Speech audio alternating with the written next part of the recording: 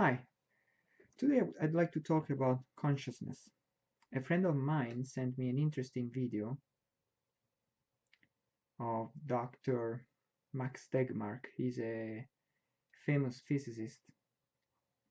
It's a TED talk, and he talks about consciousness from the point of view of a physicist whose methods of observing and studying reality, of course, starts from particles. So his conclusion is that consciousness is an emergent phenomenon produced by certain particular configurations and motion of particles, basically in our brains, which, for example, this pen does not have. So this pen passively is part of reality, but it's not conscious. It's not aware of anything.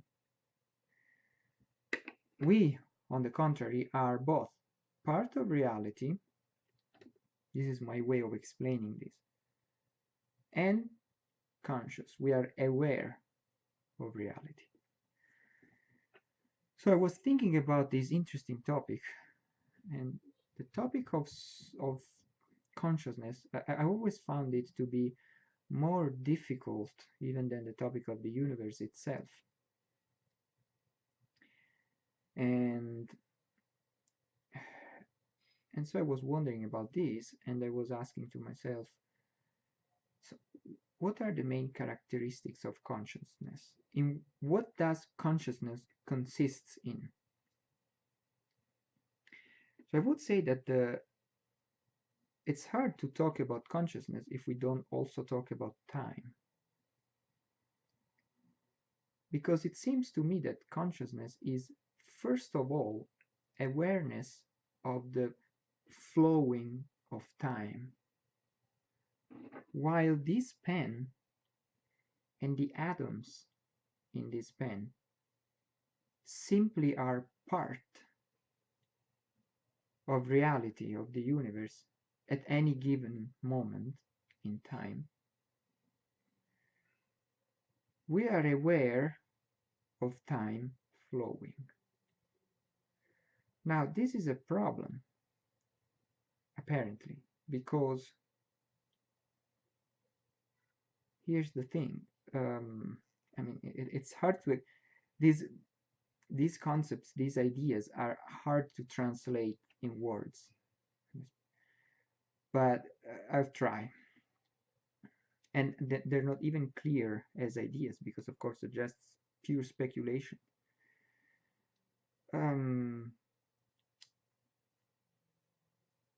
Matter simply habits reality.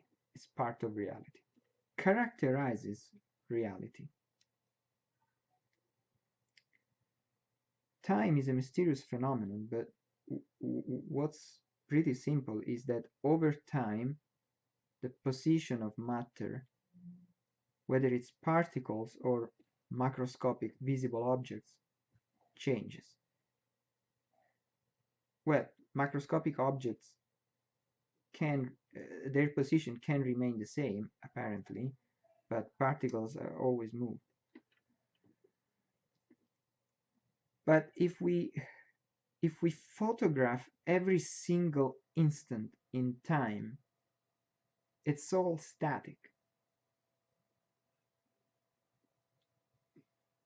What at least partially characterizes time, because most likely time also has other aspects that we don't know yet, but what at least partially characterizes time is the description of how things move from moment to moment, how things change. Now, the problem is that things are not aware of this. I mean, they are passive. They passively characterize part of reality, but they are like many statics, like many photographs. Now we know that the universe is quantized. and matter is quantized, which means it's divided into tiny little pieces. Uh, so yes, things seem dynamic because everything moves, but they're really a sequence of static things.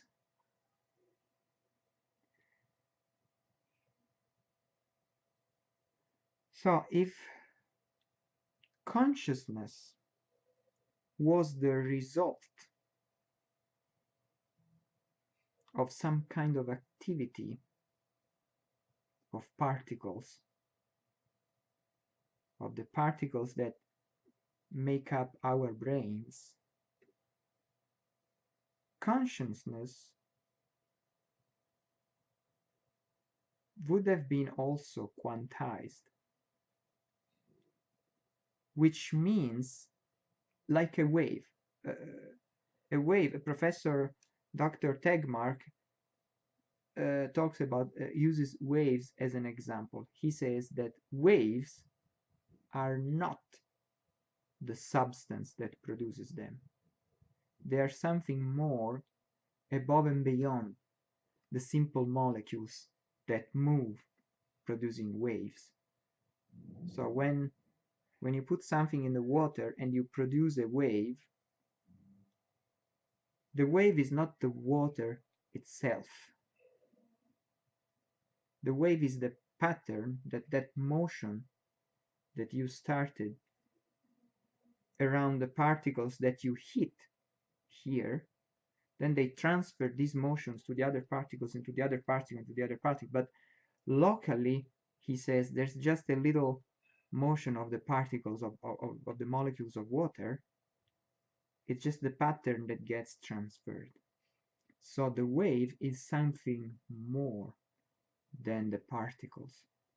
But still, the wave can be quantized, because if you divide this motion, this pattern, to smaller and smaller and smaller and smaller unit, you get to the point that it cannot be divided anymore. So again, it's a sequence of static, let's say, pictures. If consciousness was an emergent phenomenon, a result of the motion of our particles in our brains, consciousness would also have been quantized, a sequence of statics. How could it have ever been aware of the flow of time? I mean, this is a difficult question, because simply being part of reality, like this pen or its atoms or its quarks and electrons, is static, is a passive interaction with reality.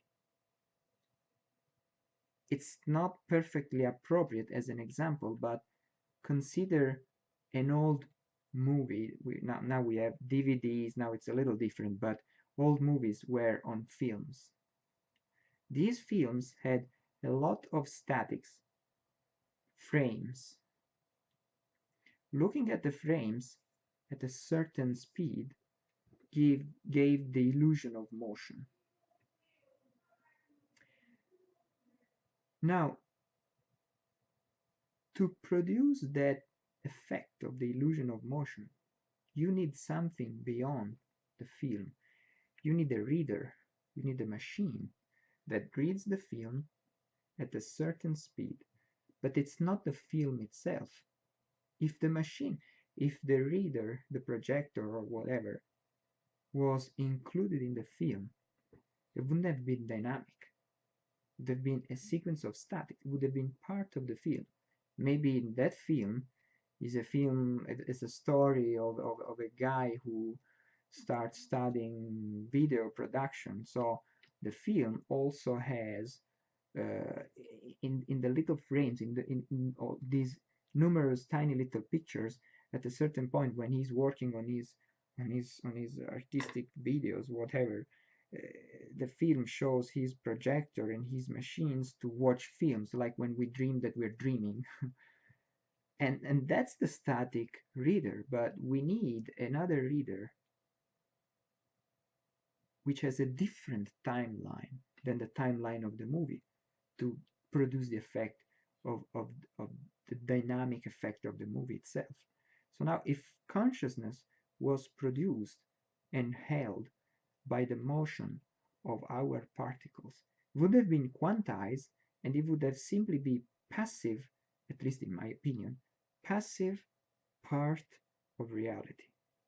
While on the contrary, we know that consciousness is aware of the flow of time flowing. So in my opinion, it cannot be quantized. In my opinion, it's a different object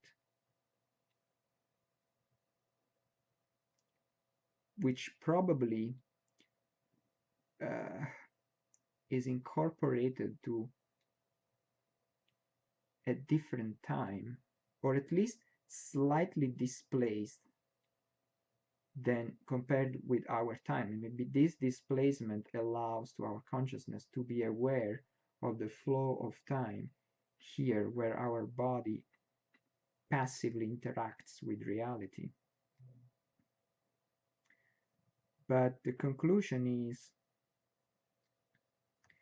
I don't claim to know the mysteries of our soul, even though I believe. I'm just speculating in how exactly could our consciousness, our soul work. That's it. It's just personal ideas, speculations. It's nothing serious, nothing reliable. It's just a personal opinion.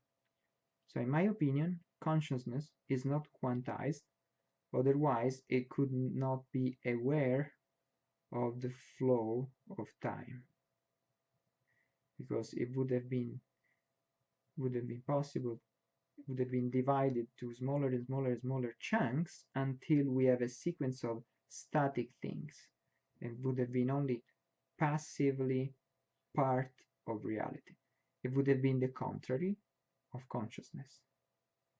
That's it. I hope this helps and stimulates some further investigations and ideas in somebody. Thank you.